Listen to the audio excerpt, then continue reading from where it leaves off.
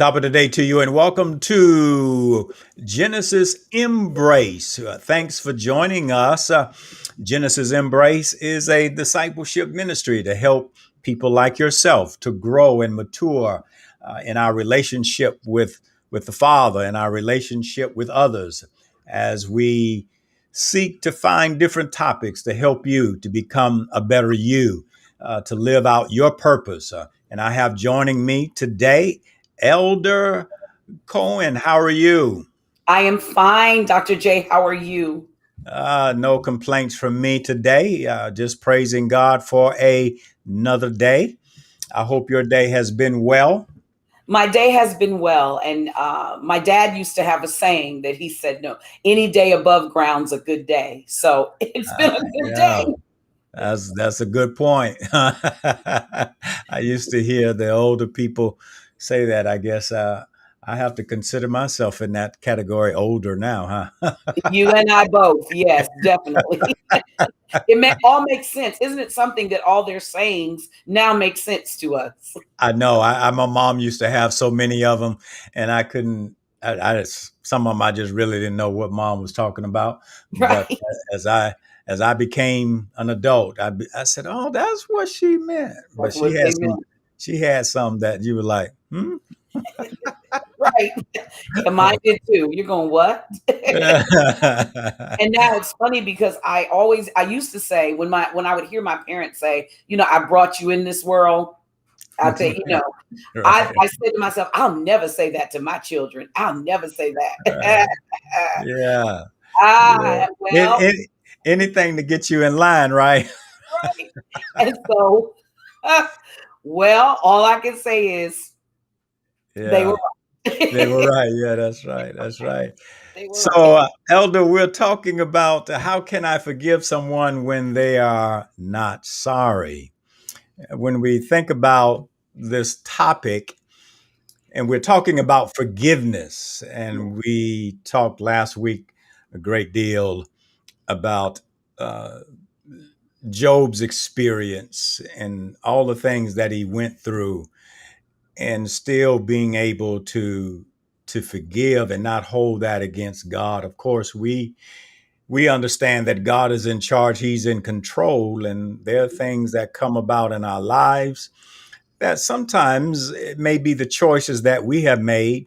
Sometimes it's God allowed, that God allows certain things to come into our lives. But those certain things, I believe that God allows us to come into our excuse me, to come into our lives, is that to build character, Mhm. to strengthen us and to help us in those difficult times and challenges in life, to teach us the lessons that He wants us to learn, that we may be able to help someone else along the way. But for life, the life that we live, we encounter so many different challenges throughout life in relationships, and especially relationships, right? Yeah. Relationships are very difficult and hard sometimes because we all have our own opinions, our own way of thinking, uh, our own way of doing things, and then somebody comes into our lives, and we're trying to merge those two together, and we come from two very different cultural disciplines, right? Right. Two different backgrounds, two different um ways of thinking. And so now we're trying to bring those two together. And sometimes that gets to be a problem. Somebody gets hurt, or both Yes. parties may get hurt. Yes. But I think the hardest part for us is learning how to forgive. Now, for me, I had someone in my life as I was growing up that did some things that was not appropriate uh, for me, and to watch those things go on as a child, it took me a long time. Even as I got to be an adult, even giving my life to Christ, I still had some difficulties. I forgave that person. However, sometimes it still replays back into my mind. And there was a point in time where I really didn't want to forgive that person, but I had to learn to forgive. And again, sometimes I reflect back and I look back about all those things that was done. And Mhm. I'm saying, but thank God that he gave me the courage, he gave me the strength to forgive. And I think that's one of the difficult things in our life today is being able to forgive someone. Let me hear from you. Well, I guess for you, the first question I would ask is, when you were not able to forgive, how did that affect you and your life? When you were operating in unforgiveness, how do you think it affected, now that you look back on it, how do you think it affected your life? Well, it did not affect me uh, to the extent that it it hindered me from being who I was supposed to be. I still treated the person like they were supposed to be treated in a Hmm. godly way as a godly Hmm. person. Hmm. Um, and I just moved on with it, even though in my mind I had not forgiven, but in my actions, in my deed, it appeared that I did forgive. I had Hmm. forgiven, rather. I Hmm. had forgiven, but in my mind, I had not forgiven. So I And had so, to bring the two together. right. And so, what the reason I ask that question is because that's what we often do. We often pretend we have forgiven a person, but we operate perhaps physically as if we have forgiven the person, but emotionally and mentally we really haven't. And the interesting thing about that is that we tend to think that it doesn't affect who we are, but Mhm. it does. It affects our perception. It affects our ability to engage in relationships with other people. And we think it doesn't, but it does. I'm like you, someone who had some extremely devastating things happen early on. But when I begin to realize how much my unwillingness to forgive the individual was affecting my own life. Okay. Now, it doesn't mean that I wasn't able to work or wasn't able to, accomplish things or go to school or any of that. No. But what I do recognize is that the way I viewed people and certain types of people, certain kinds of people, the way I viewed them, the way I saw them was directly related to the fact that I had not forgiven the individual from the things that had been done to me. Yeah. Okay. And so I had to stop for a moment and recognize that, wait a minute, forgiveness is not for me. It didn't matter whether they said they were sorry or not. Forgiveness was not for them. Forgiveness was so I could genuinely be all God called me to be, authentically be. Because we can pretend to be a lot, but in order for me to operate authentically in the space that God had prepared for me, in the purpose, it was going to require something very difficult, and it was going to require forgiveness.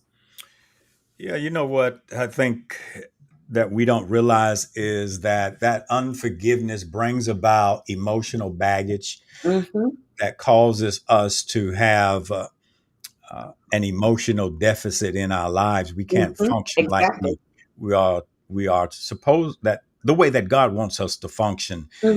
Hmm. And I did a podcast earlier today talking about facing your shadow, uh, Hmm. meaning those things that are going on with inside of you, whatever that may be. That could Hmm. be bitterness.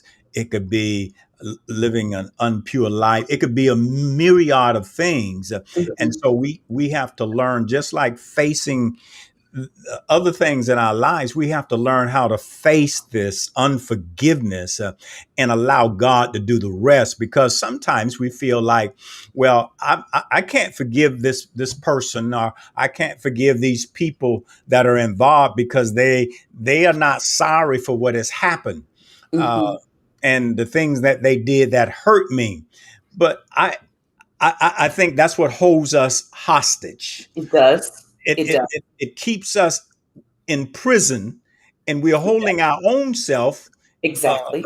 in prison, and we are handcuffing ourselves That's because we can't really be who God wants us to be.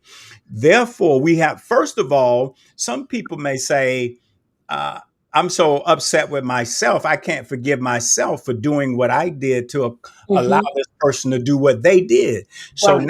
now we don't forgive ourselves, and then sometimes we feel like we allowed this person to get away with something, and so again we don't want to forgive them. Well, the first thing, I think the first um, space to forgiveness is, as you have said, recognition. Um, because forgiveness is two ways. It functions in two ways, at least from my perspective. Because, like you said, first it is forgiving, being in a space where we can forgive ourselves for things that we have done to people that have not Mhm, necessarily been godly or righteous, mhm, and then forgiving those things that have been done to us. But what we have to remember, particularly as believers, and if we're focusing on believers, the thing that we have to remember is that forgiveness is reciprocal. If nothing else, you want to forgive because you want to receive forgiveness, because we all need it. right. And that was the first thing that I think hit me, was that, and as a part of my story, I'll say I was a family secret. Mhm, Not secretive in the sense that my family didn't know who I was, or who Gwen was, or as Gwenny as I was called. And mhm, I won't say a whole lot because some folk are still alive, and I don't want to do anything detrimental mhm, to them at mhm, all. But what I will say is that I was a family secret. People knew it, and and no one said anything to me about it. But everyone that encountered me kept saying, "Hey, this looks different. This doesn't look like what you think it looks like, or what we all think it looks like." And I didn't find out the secret until my 40s. And when the secret was brought out, what happened was, suddenly I became, in a sense, took the brunt of. Do you know what I mean? The fact that it was out, mm, and that was very hurtful, very detrimental, because it basically dismantled a family base that I was accustomed to all of my life. But in the space of that, the Lord literally told me that my path to purpose depended on my ability to walk in the space of those involved. mm, And so I had to begin to see with a different set of eyes, a different set. I had to take the attention off me. See, forgiveness takes the attention off I. mhm, Because mhm, we'll sit and say, how can I forgive that person? Look what they did to me. But the Lord put me in a space where He said, in order for any purpose that I have for you, and He showed me what He had for me to go forward, I'm going to need you to see a couple of things. One, I'm going to need you to see it from the perspective of all who are involved. Secondly, I want to bring back to your remembrance those things that you've done to others. And then I want you to compare the two. And then I want you to ask yourself, why yeah. is it hard for you to forgive them when I have forgiven you? Yeah, that's a very good point, and I think that's what we have to realize. We have to look unto God, because I understand that it's a struggle within. There's this inner dilemma that we have in being able to forgive someone else. But as you alluded to, we've done some things to other people, and guess what? We want forgiveness, right? We Not want forgiveness only not only that, but God has forgiven us for so many things. for so He many things. he loves us in spite of us. I always say that. In In spite, spite yes, of me, God still loves me. His exactly. grace still abounds over me. So I think that we have to understand the struggle. There's that's something that's normal, that we're going to struggle. Mhm, Christ struggled in the Garden of Gethsemane when mhm, he was getting ready to go to the cross, when he mhm, asked God to let this cup pass from me, but he says, nevertheless, your will be done. So there, it's natural for the struggle, but what we have to understand, we got to turn it over to God, and mhm. we have to allow him to do the rest that need to be done. And that calls for the renewing of the mind, that calls for the transformation of the heart. And sometimes that can even call for God, I need a new heart, because this one right here is stony now. I need Mhm. you to give me a heart of flesh. And then you have to understand, you may be thinking, I want revenge. I want to get this person back. This person needs to pay for what they did to me. However, we have to look at it like this, that God says he is the vindicator, not Mhm, me, not mhm. someone else. God will do the vindicating. Well, and of course, easier said than done. Let's go back to the fact that it is a struggle. It is a struggle to forgive. But every time I struggled with forgiving, God reminded me of how He had forgiven me. He reminded me of how He had forgiven me, and so I had to rest. I was wrestling with. I know you forgave me, but I didn't do that. I know you forgave me, but I didn't do that. I didn't say that. I begin to, because we get into the space of comparison. But there was also that part of me that wanted to be free. I wanted to be free emotionally. I wanted to be free psychologically. I wanted to be free even physically. Because when we carry the baggage of unforgiveness or bitterness or anger, whatever, or vengefulness, it affects us even physically. Our physical body is affected. And so there was a space in me that said, I want to do everything that God has accomplished, has a purpose for me to do, that He has spoken over my life to do. I want to go to glory empty. I don't want to go full. I want to make sure that I've poured out everything that God has intended for me to pour out. How do I do that? And I kept saying, Lord, how do I do that? What's the holdup? I don't understand. He said, until you can forgive, wait a minute. And He didn't say just forgive. He said, until you can forgive and forget like I have, nothing will change. I'm in a wonderful marriage. I give God glory for my husband, Elliot, coming out a wonderful marriage. And I married this wonderful man, and I was still wrestling with forgiveness. As you started out saying, in relationships, the give and the take. And every time I would enter that space of unforgiveness, God would say to me, okay, so let me tell you what you did. Let me show you you. I tell people it's looking in the mirror of God, not in your own, not the mirror of self. Because in the mirror of self, we look absolutely stunning. We're gorgeous. We're the right size we want to be. We're everything we want to be in the mirror of us. But when God shows you the mirror of Him, you in the mirror of Him, and then you begin to really evaluate, okay, do I want to live the rest of my life like this? Because with unforgiveness, I don't trust. With unforgiveness, I operate in rejection. With unforgiveness, I'm constantly feeling tension and edge. With unforgiveness, I'm comparing myself all the time to other people. With unforgiveness, I'm comparing other people to other folk that I in my past. Do I want to be held hostage by dead people? People that have left this earth already. What sense does that make? That when I look at the chains around me, they're the chains on me, that they're made of dust because the people are long gone. And Yeah. it was an epiphany moment. Yeah, and that's a great word, because unforgiveness means you've given the other person control over your emotional state. Exactly. Exactly.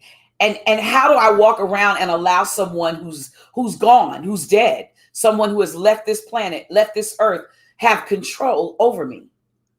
Yeah, And so, but again, I'll tell you, it was a struggle, and it took a lot of things. Now, I'm one of those clergy members that believes in therapy.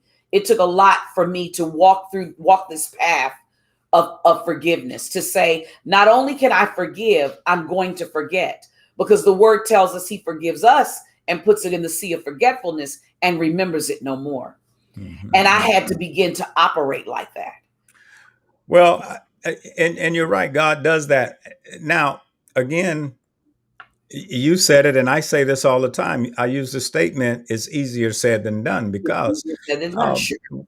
we that's the ultimate goal to Mhm. reach, is to say, you know, even I'm though good. it's not bothering me, it's not controlling me, it's Yeah. not doing none of those things to me. I'm moving on with my life, Mhm. and I'm not allowing no one else to dictate, to control me, or Mhm. to hold me hostage any longer. However, those things sometimes replay back into our So minds. they do. Eventually, the goal is to say, I don't even, I forget it. I forgot it. I've Right. forgotten it. And Mhm. so again, what we're saying to you all, family, is that you can't shift to the power source of someone else and allow them to dictate and to control your life. God says he wants you to live life and to live life more abundantly. That means he wants you to live a great life. And he Mhm. wants you to walk in your purpose. Now, Mhm.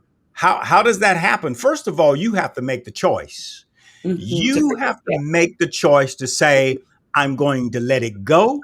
I'm going to move forward with my life.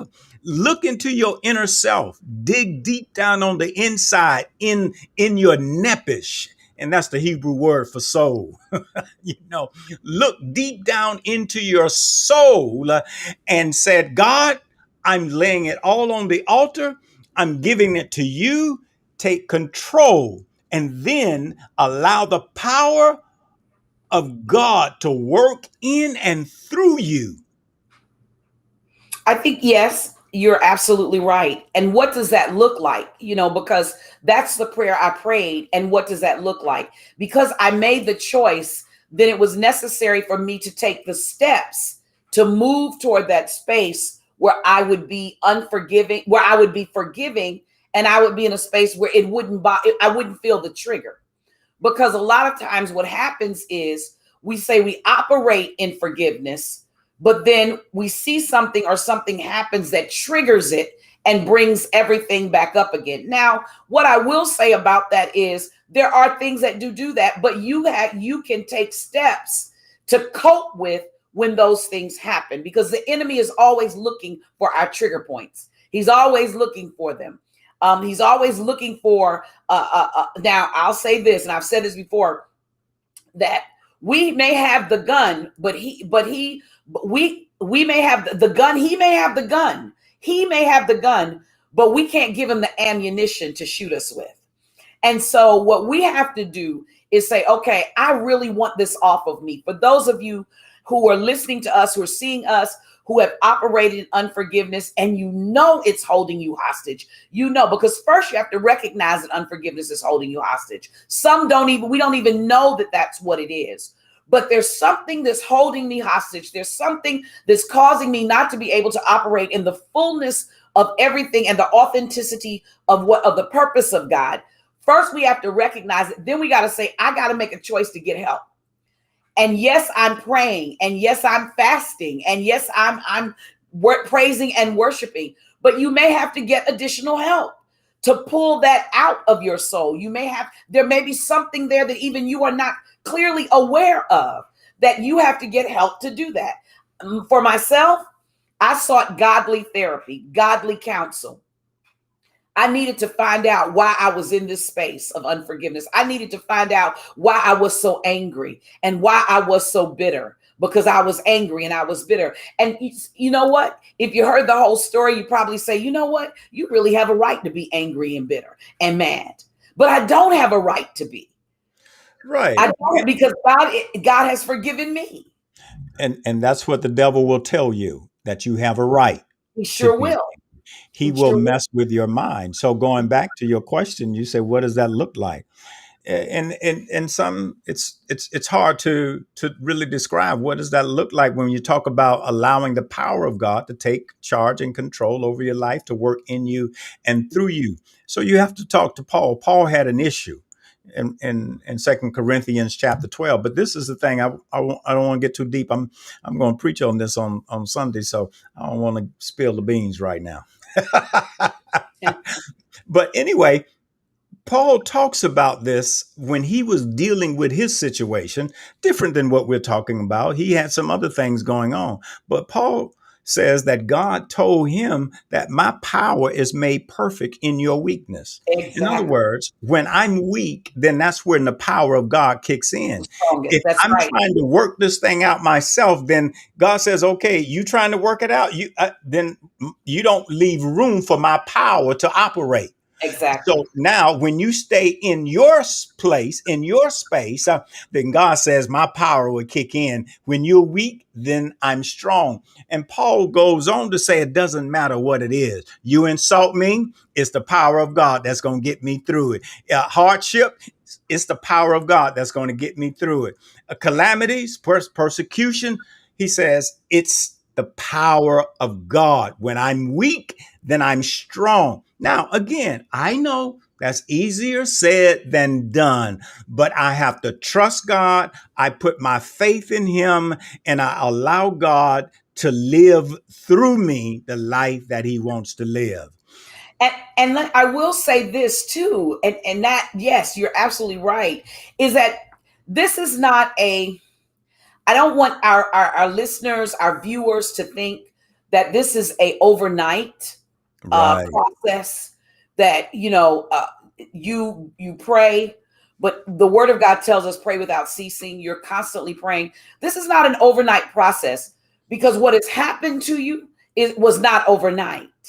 What happened to you is something that caused wounds, and those wounds have not healed. Unforgiveness is wounds that have not healed properly.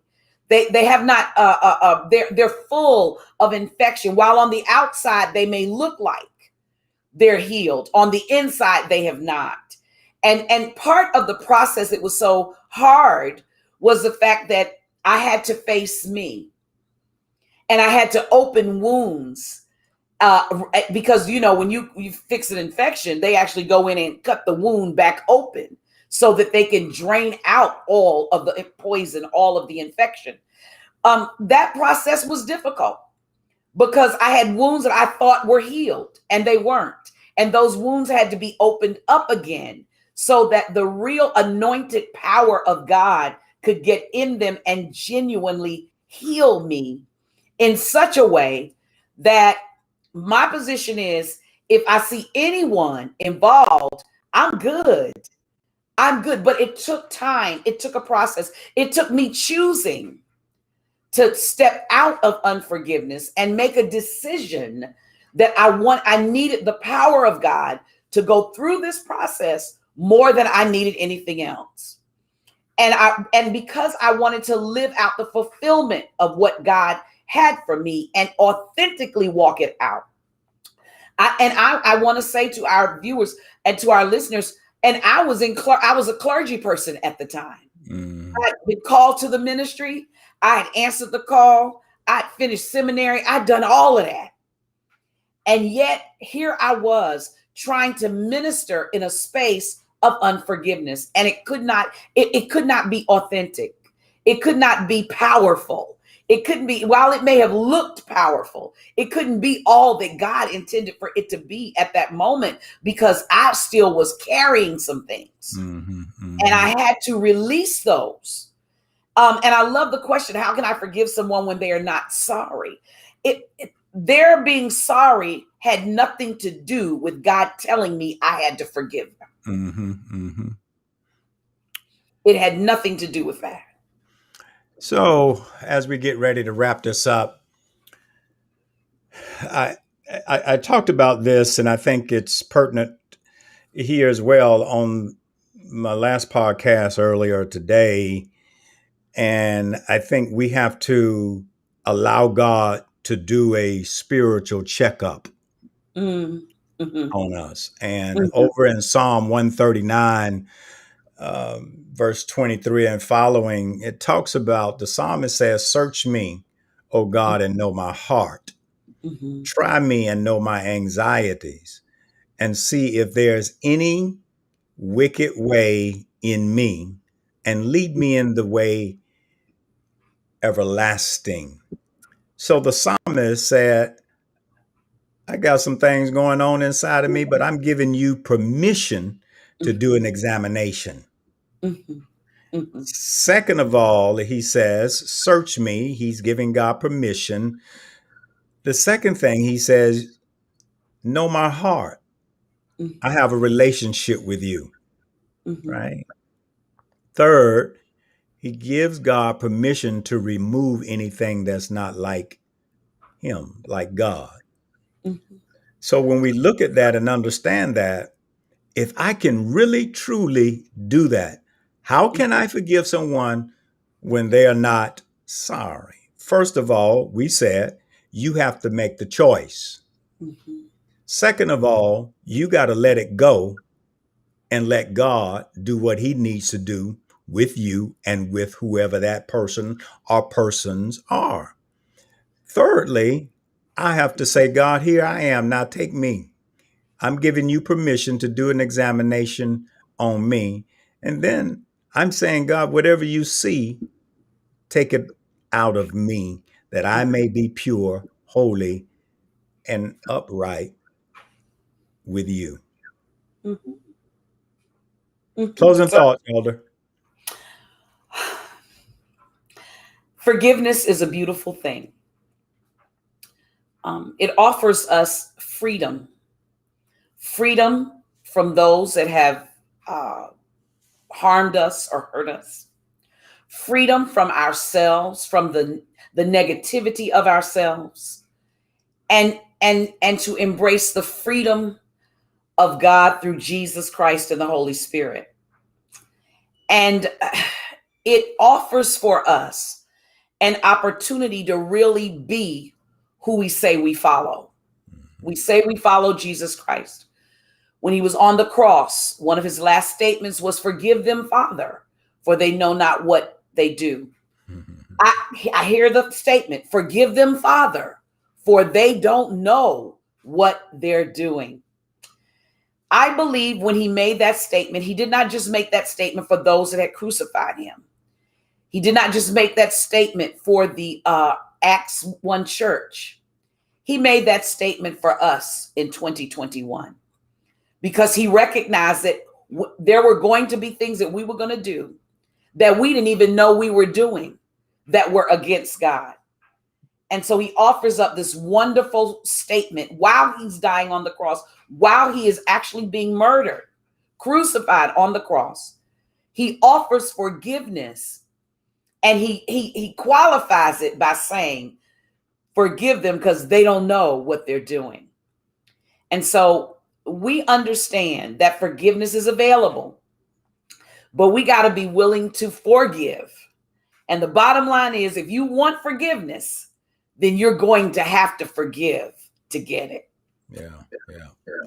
Thank you so much. Thank you, family, for being with us on this day, this listening to what the Lord is saying through us on this topic. How can I forgive someone when they are not sorry? We hope that you have gained some spiritual nuggets from this and that you can move forward in whatever you're dealing with. We ask that you would share this message with someone you know, maybe going through some challenges in their lives. Maybe they are on the brink of that unforgiveness. They want to forgive, but they're still not quite there yet.